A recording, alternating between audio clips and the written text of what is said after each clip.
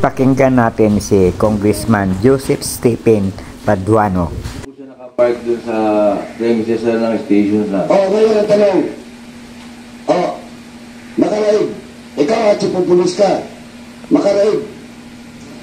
Using that car, did you ask permission from your chief of police?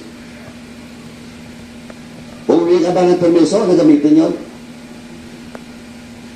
Your Honor, ang bali po ang naggamit po yung kabilang team ni... Hindi nga, ikaw ang team leader eh. Tinatanong kita.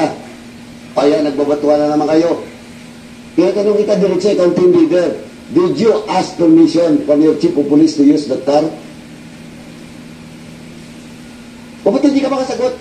Chairman, wala eh. Hearing sa Senado tungkol sa isang drug operation ng Batangas Police na may napatay.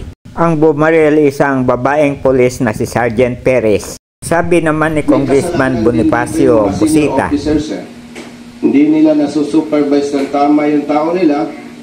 Ang laging nasa isip, accomplishment, pogi, pasikat. Paano ngayon yan?